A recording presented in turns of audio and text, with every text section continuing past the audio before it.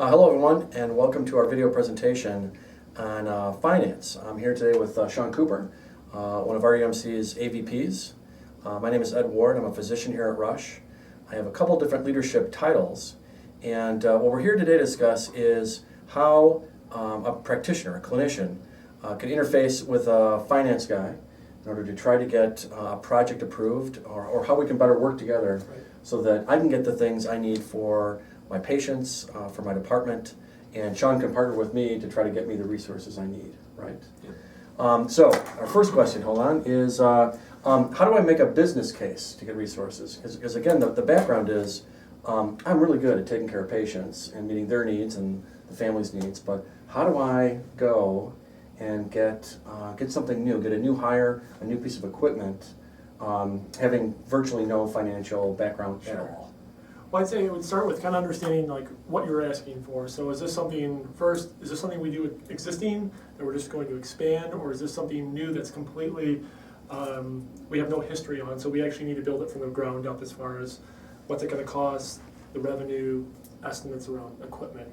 So there's usually two sides to every, what I would call a business plan. There's the capital side of the house and then the operating side. The capital would focus mainly on any equipment renovation, large-scale costs to get this program off the ground and running.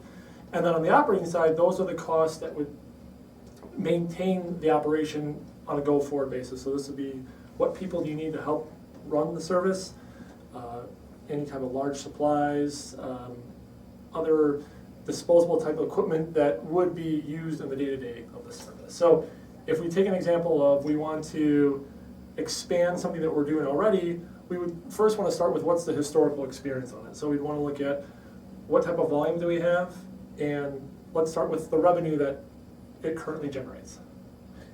Okay, so again, I think that's good, right? Because I mean, I can think of a scenario. I just want to hire another doctor. Sure. And I've got an idea of what a doctor costs. I mean, I know my own salary, right? So I could look at this and say, it's this type of problem, right? But without the kind of experience that you've got, I'm not going to think of those other different things like clinic space or the assistants that go along to help with that, right? Yeah, so I mean, it just starts with a good conversation with the people that are familiar with the operation. So if you want to expand a current service and bring on a new physician recruitment, I mean, obviously the people are the most costly piece of the equation. And from their standpoint, you'd want to project how many individuals you need, physician, nurses, support staff, etc.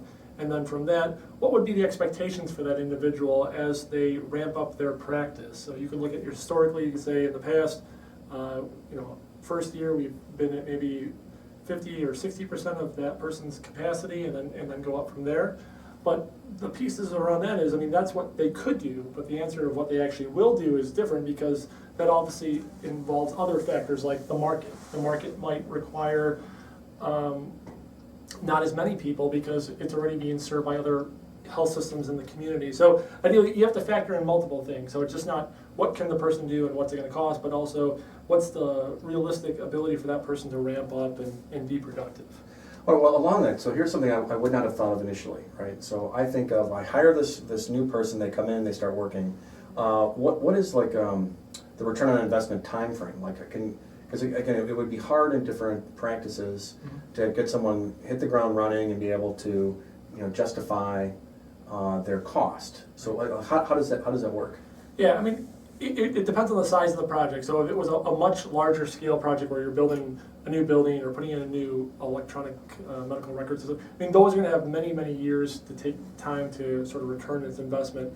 But on something that's more discrete, you would look at a return period that would hopefully be, between at least years 2 and 3 that you're going to get that return on. And simply what that means is that initial investment that you put forward to get that service up and running, and then the financial returns of that investment being able to cover those initial costs within a certain time period. So ideally, if it's a recruitment, you would hope that it would be, maybe between 2 and 3 years at most. And some it might be much quicker depending on the type of service, but ideally, as an organization, we build our financial projections around how our current operations are. So think of it this way: any new investment, obviously, that has a short-term deterioration on the financials, but obviously on the longer term has a much larger benefit for the financials. Okay. So maybe to take a step back, as a clinician, I'm really good at being able to get clinical questions answered, Mhm. right? So, how do I identify my own area? Who is my Sean Cooper? Who is Sure. my AVP that I need to go talk to? Yeah, well, ideally, if you're in a clinical department, you would hopefully have an administrator that is that contact, and that person should hopefully understand a little bit about your current operations, the volumes, the payer mix, which would be the insurance breakdown, the types of billing or CPT code activity that you would have in your area, but then also a good understanding of what it takes to run that service. So what type of support staff do I need, what type of equipment, what type of supplies, so therefore you can sort of build in the total cost of ownership for whatever you want to actually start. Okay. All right, so again, to kind of speak to a clinician who does not have the, I studied anatomy and Sure. chemistry, I didn't study profit loss.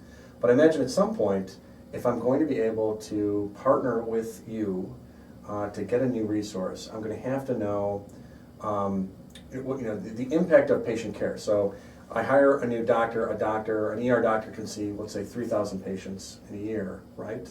I don't know how much those patients are going to bring back in. At some point, I'm going to have to look at profit loss statements